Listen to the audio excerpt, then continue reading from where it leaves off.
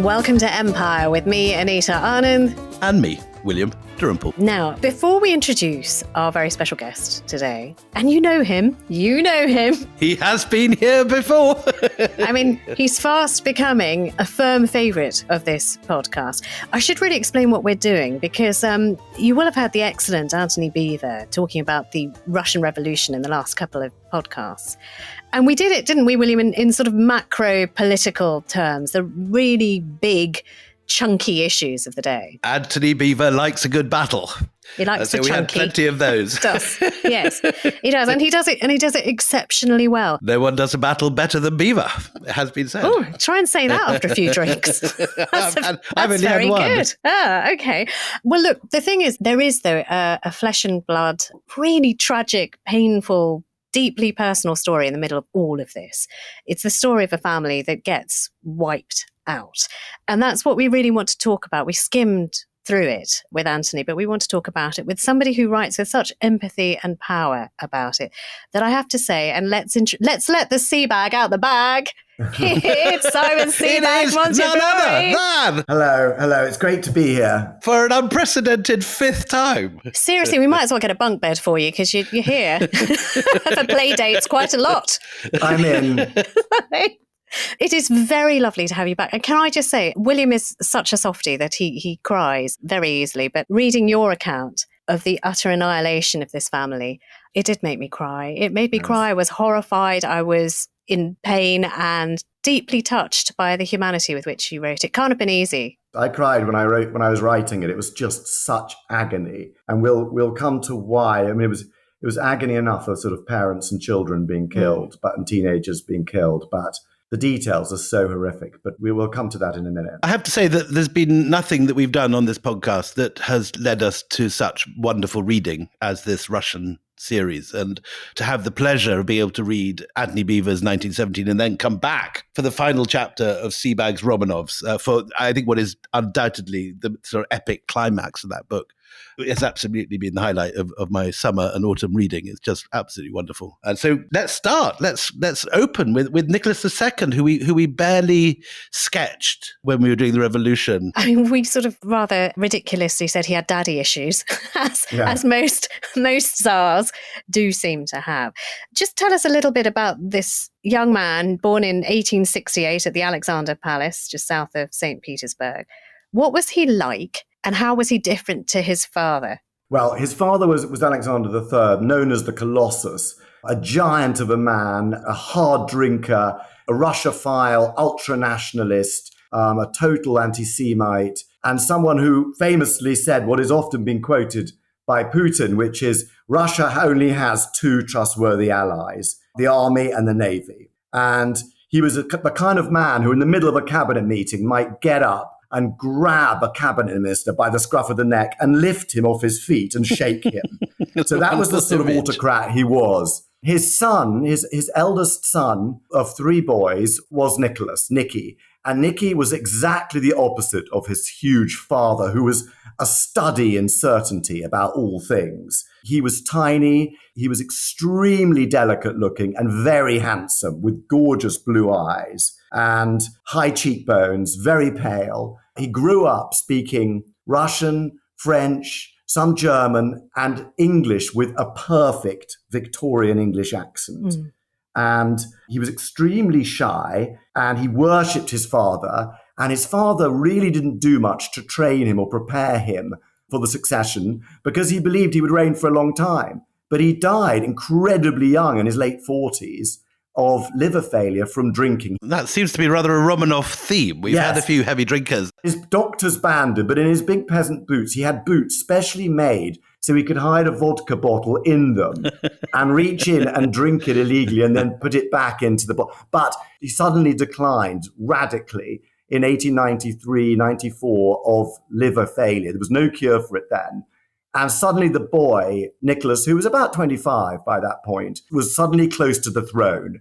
And ministers often said to Alexander III, you've got to train Nicholas, you've got to train the tsarevich for the throne. And he said things like, the trouble with him, he's like a little girl, or he's just a little boy, doesn't know anything, got to help him, he'll manage. But on the other hand, it's always stated that, Nicholas II was untrained for the throne. But how do you train anyone for absolute power and a role that is really a combination between a president, a prime minister, and a field marshal? Sebag, you give the impression of someone who's incredibly isolated above all. He had friends in the family.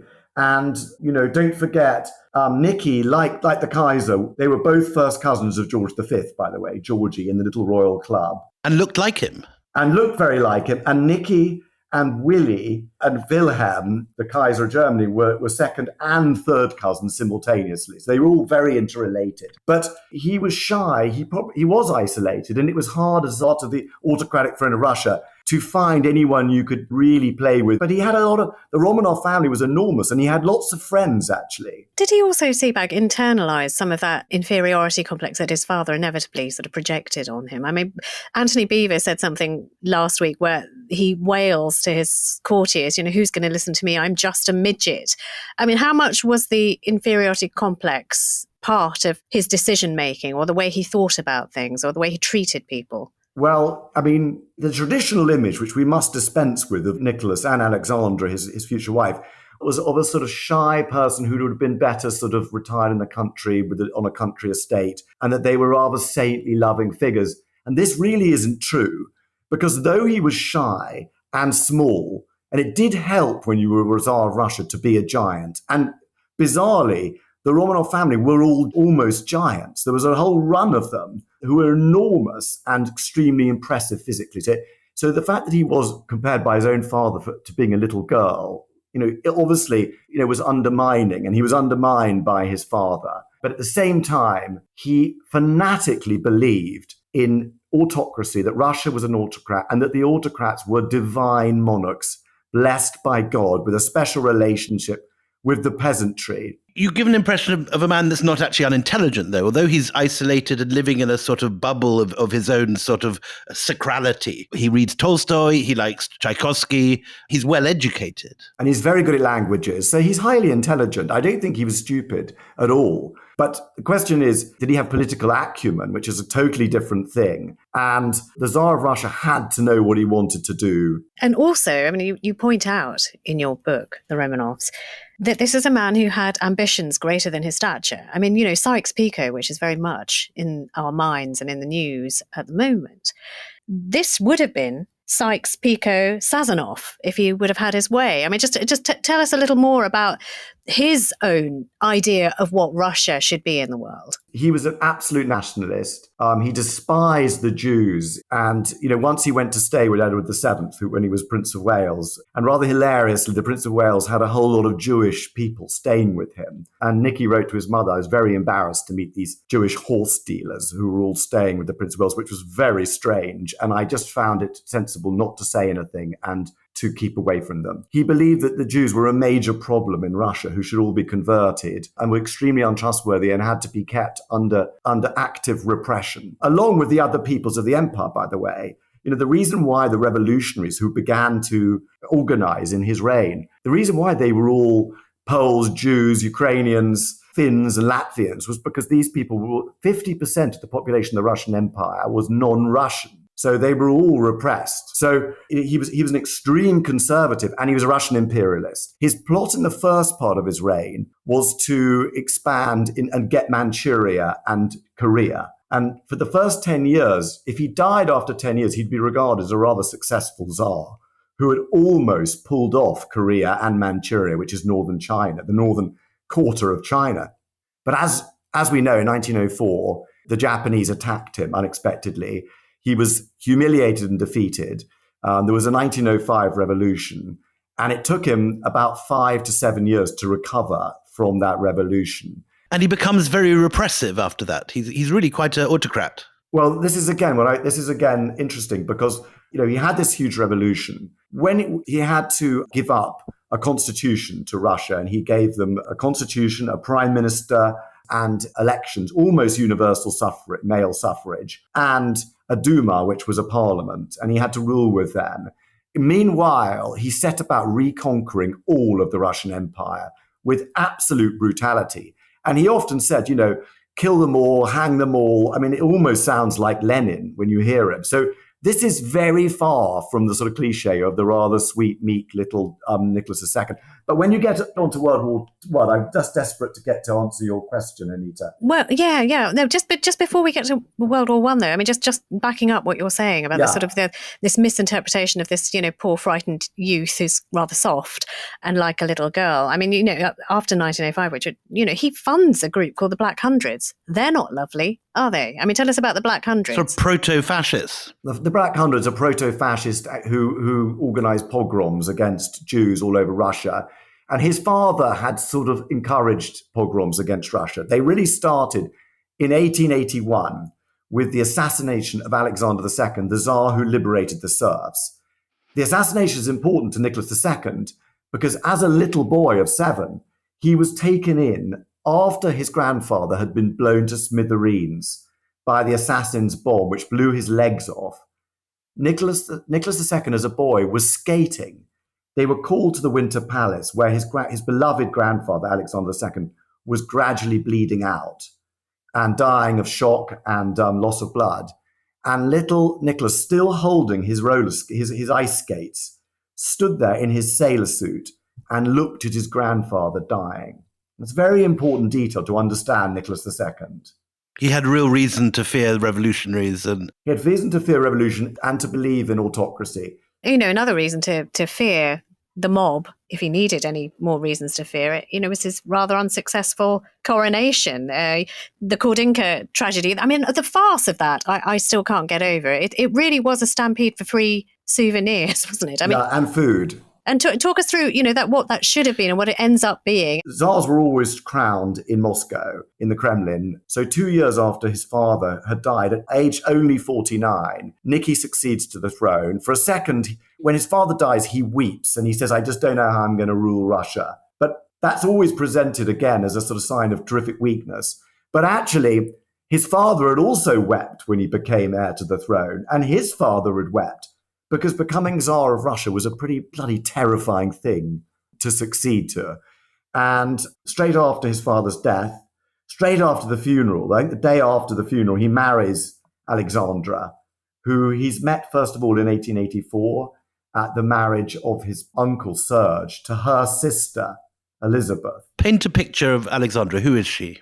So Alexandra grew up a very serious girl, highly neurotic, often ill with stomach cramps, rashes, almost someone who was permanently a patient with all sorts of nervous afflictions, but very beautiful with auburn hair, high cheekbones, wonderful jawline, and a very intense and religious person, a very observant Lutheran. Interesting, Lutheran rather than Greek Orthodox.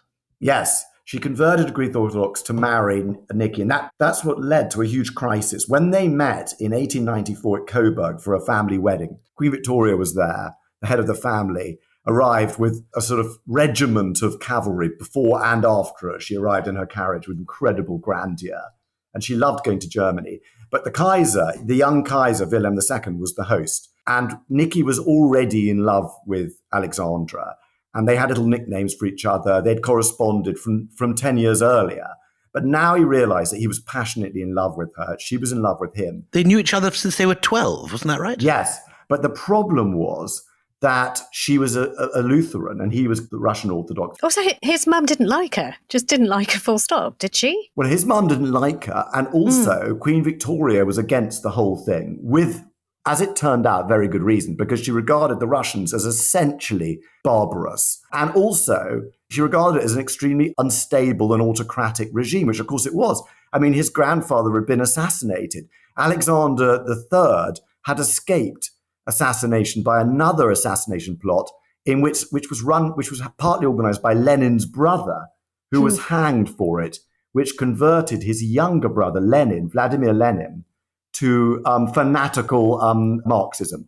Family bad blood everywhere. Yeah. So she was very against it. Everybody was against it because Alexandra was so clearly a person appallingly suited to a political job. And be under no illusion, to be Tsar of Russia, it may have been a divinely appointed autocrat in the eyes of some Russians and the Tsars themselves. But actually, it was a politician's job. It was highly political, and you needed political skills to succeed. You paint her as very strong-willed, but not particularly intelligent or well-educated. Well, the best description of her, which says it all, is from someone who knew her really intimately and kind of loved her, who was Count Benkendorf, the head of the court. And he famously said, Alexandra has a will of iron linked to not much brain and no knowledge at all. That's really bitchy. It's bitchy. It's bitchy. But as you'll see, whenever she had a chance to influence policy, she was catastrophic. Right. Catastrophic, not just slightly unwise, but disastrous. So it was a judgment from someone who loved her. But Nicholas goes against everybody's advice. Nicholas goes with the heart, and he insists he's going to marry her, and they love each other. And it's a good marriage, yeah. And it's a good marriage. And the Kaiser was really the kind of godfather of the marriage. He advised her to get married, hoping he would have an influence over the new Tsar. And so they got married 2 days, or just the day after the funeral of his father. So it has to have been the gloomiest marriage ever. And they were so happy to be together. And they had a wonderful marriage. That's the true part of the image. It was an incredibly happy marriage. It was a passionate marriage. We happen to have thousands of their letters from during World War I. And these letters are quite extraordinary. They're written in perfect Victorian English, by the way. Do you have some? You quote them beautifully in your book. Can we have a little reading? Well, I should warn you that they're very sexy, these letters, in an unexpected way. That's never put you off up to now, Steve. I think we'll be all right. I think we'll be okay. Yeah. Trigger warning. They had turn off now if you don't want to hear this. They had nicknames for each other's private parts. So she called his Boise, and he called hers Lady. So she would often say in the letters, like, ladies off games today. How's Boise? And he might write back and say, Boise's absolutely ready. And when he was ready, wherever she was at court, he would whistle and make a bird song. And she would blush bright red, whoever she was talking to, and say, I've got to go, the Emperor's calling me. Now I'm going to try and read you, which is so unexpected. There's a lot more detail of this in Sebag's book, if anyone wants more of that kind of stuff. This is so much not what you expect when you read about them. Although I don't know why. I mean, Queen Victoria was very passionate with Albert. I mean, yes. Why think that these people are crazy about ripping each other's clothes off? I mean, it happened. Darling, it's hard to believe we could be happier than we have been. We're all placed in God's hands. Life is a riddle, the future hidden behind a curtain, united for life at last. This is him speaking. And when this life is ended, we meet again in the other world. So they combine Victorian prudishness with this kind of extraordinary private passion, Lady and Boise. And so, for example, they would write, this is her, I burn with impatience to see you as soon as possible, she wrote, to feel myself in your arms. I long for you terribly. And when he was away, she'd say, nobody to kiss and caress you, she said. In my thoughts, I'm always doing it, my darling angel. It's a wonderfully complex and complete portrait you give in the book, Sebag. I have to say, I absolutely loved it. Combining this intimate description of this couple very much in love, the fact that they are kind of completely unaware of the political climate outside, and also this sort of rampant anti-Semitism, these sort of proto-black shirts storming around the countryside doing pogroms, all this happening simultaneously. When she wrote to me, they wrote about sex, that she called her periods the military engineer. I don't know why. That was their code. Well, if you were a woman, you wouldn't have to ask, darling. Yeah. And then, okay, that's true. And she would send him quite sexy ones to actually talking about Boise. And here's one where she says, tell Boise that Lady sends him her tenderest love and kisses and thinks of him always during the lonely, sleepless nights. And there's just one more that I have to read you, which is quite fun. She says to him, I'm missing Boise. But he writes back and says, my sweet lady, I kiss you. I love you and want you. Oh, he says, so naughty. Sounds like Kenneth Williams. David Everidge. And she replies, this is all written down in perfect English. And she replies, sweetest lovey of mine, I adore your adorable expression and the shyness that creeps over you and makes your sweet eyes all the more dangerous You old sinner. Oh, it's so lovely. So, dear reader, you won't be surprised that they had 5 children. So, Olga, Titania, Maria, Anastasia, and the 5th, a boy called Alexei. Yes, and they were known as Otmar. They called themselves Otmar. Olga, Tatiana, Maria, Anastasia. So, just like the firm. Well, look, it's a good point to take a break. After the break, come back to us because we're going to talk about the mad monk, some say, Rasputin.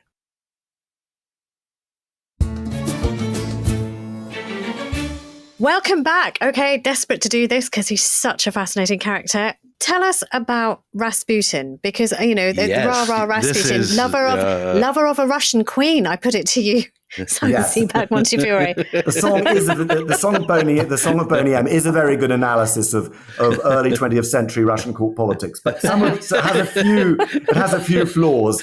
One of which is she was never the love of the Russian queen. Is this the first time disco has made it into our podcast? It could be. They were both very shy, very controlled, very secretive people who she had no friends whatsoever except really him and one lady in waiting, Anna Viborova. Is that partly because she was foreign? She was from Hesse? Well, she felt very isolated. She learnt fluent Russian, though. She converted and took to Orthodoxy. But she early on, she always consulted with him about politics. Now, Rasputin is important. The way you should see him is not so much the sort of giddy, lecherous Russian peasant, but rather as a court favorite, the last of the great court favorites. The most talented have been Potemkin. The least talented was Rasputin. And when he arrived, she and Nikki had already had 4 girls, and they desperately wanted a son to succeed to the throne.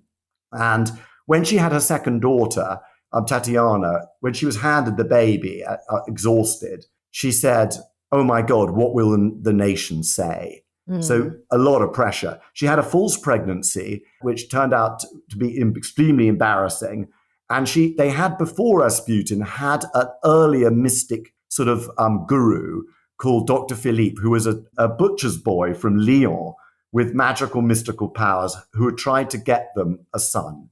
And finally, they had got the son, Alexei, in August 1904. And they were absolutely delighted. This is a sort of Russian version of the sort of crazy Edwardian mysticism we had in our young husband expedition. Exactly. It's exactly like that. And it's the same people. Yeah.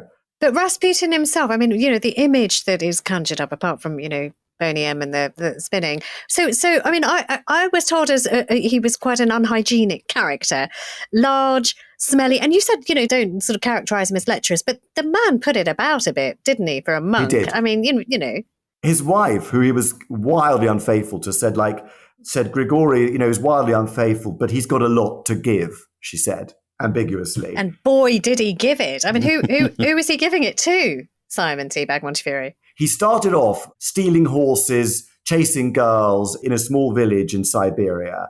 And then he became a stranik, a holy wanderer, and a starets, a sort of a mystic. It means elder, but he was young, and he started to wander Russia, reading the Bible, visiting the remains of saints, and he started to believe that he could cure people. And physically tall, centre parting, ragged hair. Ragged wild hair, gorgeous blue, bright eyes.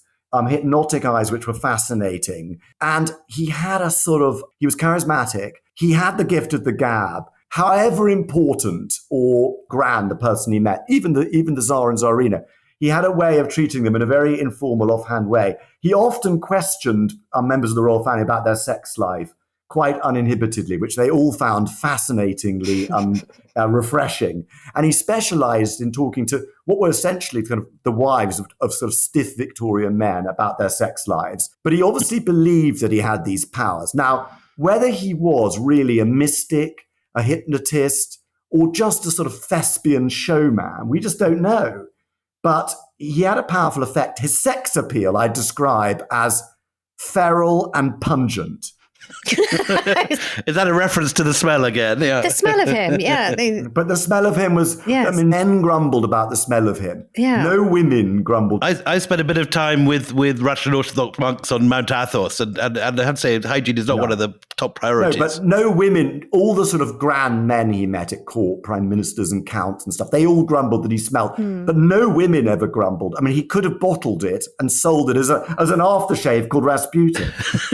There is a thing in Orthodox monasticism about smell. And there's a phrase I remember from some early desert father about the smell of his piety could be smelt sort of half a mile away or something. Okay.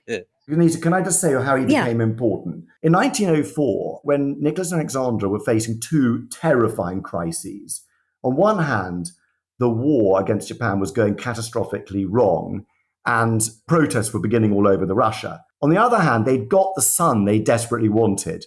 But 11 days after being born, his navel started to bleed uncontrollably. And they realized that he had the terrible disease of the English family, which they called it. They decided to keep this secret for reasons of state so that he could succeed to the crown. A decision that placed them under incredible strain and stress, of course, because he was going to have hemophiliac attacks. How to explain this? Just as at this moment, the Montenegrin princesses, Militsa and Stana, who were married into the family, Alexandra hated them. She called them the Black Crows. But they introduced Nicky and Alex to a very fashionable, early 30s monk and holy man, Rasputin, who arrived. They were immediately dazzled with him. He kind of seduced them, charmed them with his informality, his power, his confidence. Now, it wasn't just that when little Alexei had an attack, he could somehow calm the attack. I believe that partly it was because he could calm the mother, who became hysterical. But whatever it was, in the worst attacks, he would even send telegrams and said, the little one will survive. But at the same time, he was both consigliere, psychiatrist, and priest to both the couple. And in a way, he was as important to Nicky as he was to Alexandra. In fact, Nicky said, I couldn't have gone on ruling without the advice of Rasputin. There's a letter that Alexandra writes to him, which sort of tells you just how much in his thrall she is. You know, how can I thank you enough for everything? I wish only one thing, to fall asleep on your shoulder. You are our all. Forgive me, my teacher. I know I have sinned. I tried to do better, but I don't succeed. I love you. I believe in you. God grant us the joy of meeting soon. I kiss you warmly, bless and forgive me, I am your child. I mean, it sort of conjures up an image from a Madonna video, you know, like a prayer. It is that kind of thing. Yes, yeah. I mean, she needed him and he gave her confidence and he became a part of the family. And for Nicholas, he became like a psychiatrist and consigliere. And the more hated he was, the more scandalous he was, the more people report, you know, prime ministers came and said, you've got to get rid of this man. The more, she said, they hate him because we love him. And they saw him as a Christ-like figure, even though he soon became a drunkard, drank heavily, exposed himself, exposed his penis to anyone he could find, jumped into the beds of ladies in waiting, may well have raped several of them. So, you know, he was an extremely louche and abusive figure. And yet they begin turning to him more and more, even for political appointments. Well, that's what happened. Just to jump ahead. So in 1905, the revolution happens. They lose control virtually of the country. He gives a constitution and he has prime ministers, and he gradually claws back power. Having, you know, agreed to a constitution and a Duma, which is an elected parliament, he gradually claws back power so that by 1914, just jumping ahead, he is actually really ruling Russia absolutely again. And so when 1914 comes, actually Rasputin advises strongly against going to war. And Rasputin actually intervenes to say, don't persecute the Jews, don't go to war, it's the peasants that will die in the army. So his advice isn't bad at that point. But when 1914 comes, Nicky tries to resist going to war. But after the Bosnian crisis of 1908, when Russia had been humiliated, there was no way he could avoid going to war. And he was also, you've got to remember, a Romanov. And a Romanov wanted to expand Russia and Russia to be a great power. So he was always going to join World War I. World War I was at first a success, then almost instantly a total catastrophe. A great retreat. The Russian army pulled back, lost Poland, and Nicky realized that he himself would have to take command of the army. What he should have done is appoint someone efficient to run the army and someone efficient to run the home front, because there was immediately, like everywhere else, a huge munitions shortage, as there was in Britain and France and everywhere, and Germany. Like in the current campaign with Putin, everyone using their stocks in a matter of weeks. And also food supplies became short immediately. So his whole job was to run Russia properly, and he didn't. He instead sort of looked for glory by taking command of the army at Stavka headquarters, which was 600 miles away from the capital, Petrograd. And he really wasn't capable of being a warlord. But they all wanted to be Peter the Great for reasons that we discussed in earlier episodes. And when he went to the front, he was no longer able to run politics in the capital, but fearing control of other people. By character, as a politician, he was extremely cunning, sly. He boasted to Alexander, he said, "You've no idea how sly I can be." But his ministers knew. And so he was extremely manipulative. As he himself said, "What I like to do is say yes to all of you, and then I'll do my own thing, whatever I choose." So he was an extremely unwise politician. And he was extremely jealous of his talented ministers. He had two really brilliant ministers, particularly Peter Stolypin. But he undermined Stolypin and actually became very jealous of Stolypin. He said, "He's my best prime minister."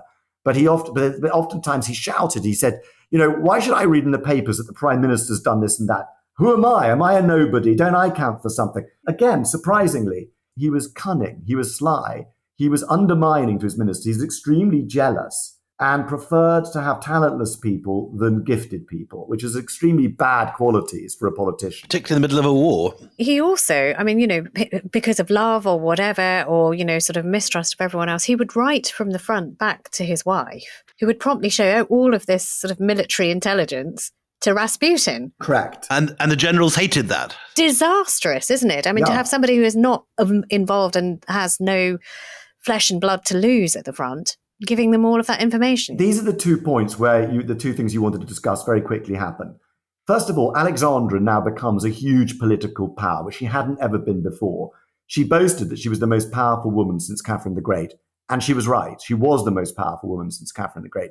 She was also utterly incompetent, lacking in any judgment at all. She knew nobody in Russian society because she hated them all and they hated her. She'd cut off relations with them. She despised politicians, and as a politician herself now, she needed to be involved with politics. So she consulted the most unsuitable person in the world, Rasputin, and he made a mockery of the Russian government through her. Though the responsibility is of Nicholas and Alexandra, you can't blame Rasputin, but it was disastrous. Ministers changed every day. They tried to kill each other. They bribed each other. Some of them tried to kill Rasputin. Rasputin was going crazy, getting drunk, pulling his penis out. It was a disaster. Meanwhile, 1.7 million soldiers had been killed at the front already. You have a wonderful thing here that one of his cooks goes on to cook for Lenin and Stalin after the revolution, and his name is Spiridon Putin, the grandfather of Vladimir. Yes, he cooked in the Astoria Hotel, which is still a hotel in St. Petersburg, which you may all have stayed in. I have. And he was the chef there, and Rasputin often came there and apparently would often kind of blunder into the kitchens and sort of probably to eat soup out of it all over himself. He always had food in his beard. But just to go back to Spiridon and Putin, the grandfather of Putin later became the cook for Lenin and Stalin. He's probably the most world historical chef in all of world history. Well, until we've had the Wagner Group. Exactly, yeah. And the Wagner Group and the catering in that. Listen, just to kind of give people the feel of how much Rasputin is hated, even though, as you quite rightly say, this is, two royals who are screwing up here by giving him this much intelligence, that you published this one rather wonderful poem that was circulated by newspaper editors. It's very filthy. It's totally unsuitable for a podcast. Here goes. Could you read it? Oh, no, you can, yes. Brother, no matter what you say, Russia is ruled by the cock today. The cock appoints ministers. The cock makes policy. The cock commands the troops. The cock steers the ships. So the cock is mighty and powerful. I think that's enough, cock. Completely unsuitable for this podcast. It's wonderful. Just to finish, it says, the cock fucked the ladies in waiting. The cock fucked the Tsar's maiden daughters. And most of all, it fucked the Tsarina. So, I mean, you can just see that, and this is circulating in newspapers. This is where Boney M get it from. Exactly. Yeah. Well, these things that sort of suddenly proliferate and they become truth. But it is something what happens to powerful women. And it happened to Marie Antoinette, exactly the same thing. You know, there were rhymes in the French Revolution that she was a lesbian. You defended so valiantly Catherine the Great. You got very annoyed about those rumours. I did. I was very annoyed. Yeah, so Catherine the Great, Marie Antoinette, this is just a very unfair rumour. But that letter you read out where she says she wants to kiss his feet was with the most extraordinary letter written to a private citizen by any monarch in the whole of the 19th and 20th centuries. But, you know, at the same time, Nicholas and Alexandra still had, even though the war was going extremely badly, even though the government was losing all prestige, even though the ministers were a bunch of charlatans, weirdos and criminals and near murderers, and one of them was half mad with syphilis, even though all of this was going on, they were still extremely ambitious to expand the Russian Empire. And that's why they made the deal with Sykes-Picot. In our Lawrence of Arabia episode that we did with the fabulous Anthony Satin, we talked about Sykes and Picot. We talked about France and Britain. Yeah. But what would have been and could have been a large part for Russia? Can you just talk us through that? Because it's sort of the lesser known adventurism of that time. Well, as you know, Sykes-Picot never actually happened for various reasons. And there was a new agreements were made, you know, in 1918 and in the early 20s. But anyway, but the Sykes-Picot was also joined by Russia. So it was the Sykes-Picot-Sazonov agreement. And what it was a sort of division of the entire Ottoman Empire. You've set the stage for Rasputin and the hatred that is simmering for him and how, you know, his masters aren't really helping very much. At what point do they decide to do something about it? I mean, there'd been plots to kill Rasputin all through World War I. And actually someone had tried to, a lunatic had stabbed Rasputin right before, in 1914, right before the World War I had begun, and he'd almost died.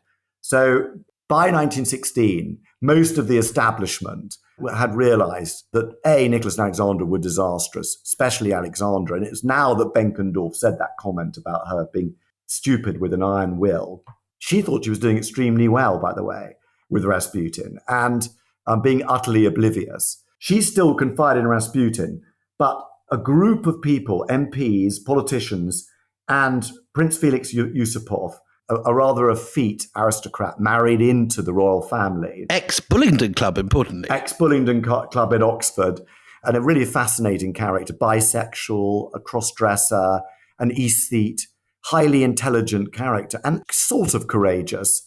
He and his friend, Prince Dmitry Pavlovich, who was was a Grand Duke in the Romanov family, a cousin, and a favorite of Nicholas and Alexandra, they decided that they would have to kill Rasputin. And therefore, using the leer of Yusupov's famously gorgeous mother and wife, both of whom incredibly good looking, they leered Rasputin to the Yusopov Palace, which is still there in St. Petersburg, and you can visit it. Can I just for a moment go, ew? What, they said, come and see my beautiful mother and my beautiful wife? Yeah. Oh, yeah. And by the way, a lot of people knew about this plot and were encouraging them, including, amazingly, Alexandra's own sister, Elizabeth, and her best friend, Princess Yusopov, the mother of Felix Yusopov. So people very close to the royal family and members of the royal family were part of this plot to kill him.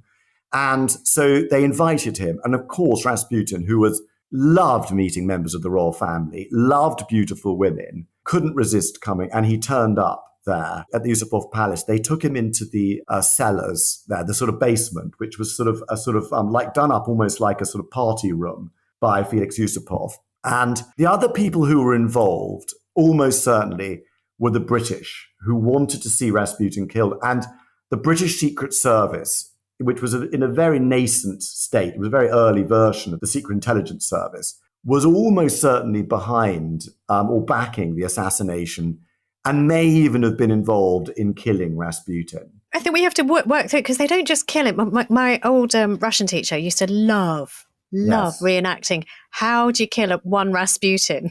And he kept telling me stages or telling the class stages and going, ha, but I still live.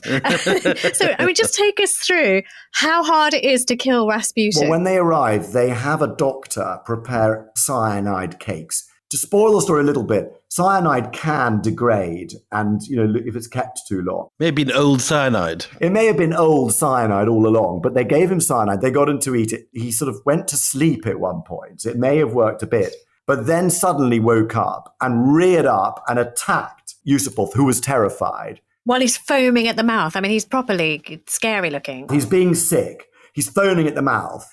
And so they shoot him. Then he kind of totters around and collapses, and they think he's dead. But then he stands up and goes, ha-ha, I'm still here. And they're just all celebrating. They all celebrate that that Satan is dead. When he appears again and runs out into the courtyard of the Yusupov Palace. Which is covered with snow. It's the middle of the night now. It's December 1916, this, by the way.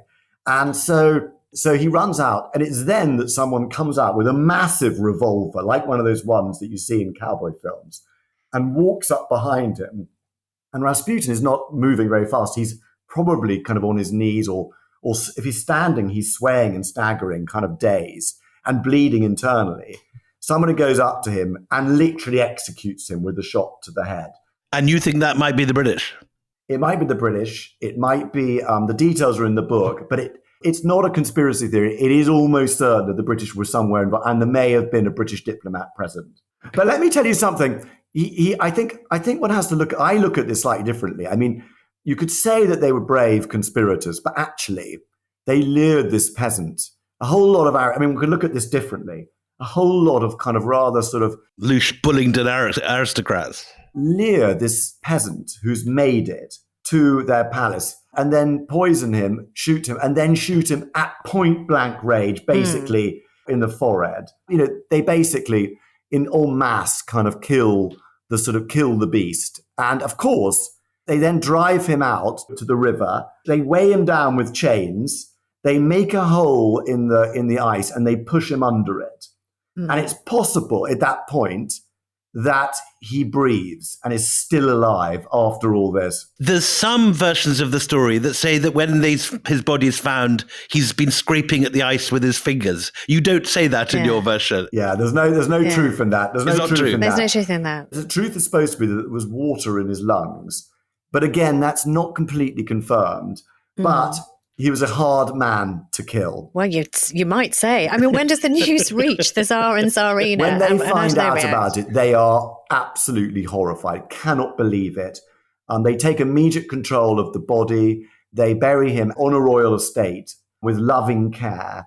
And later the body is dug up, by the way, by revolutionary soldiers who cut the penis off it and parade it around. And it has its own history, the detached penis. The detached penis it was sold around the world, and there was also a sea cucumber that was sold for money and appears in some sex museum in Paris, which is in fact a sea cucumber, is not Rasputin's. Are you sure? Are you sure? I mean, sure.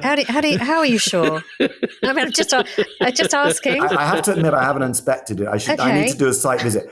But can I just finish by saying, this made no difference to the way Nicholas and Alexandra ruled, which showed that it really was their decision to rule as they did rule, always avoiding appointing talented ministers, always appointing kind of sycophantic ministers who actually were utterly incapable of governing and providing food and munitions, which were the two key things they needed to make Russia work.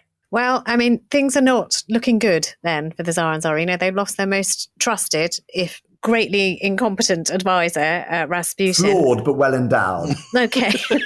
Can we leave his penis alone now? I mean, I never thought I'd say that in the podcast, but let's just back away.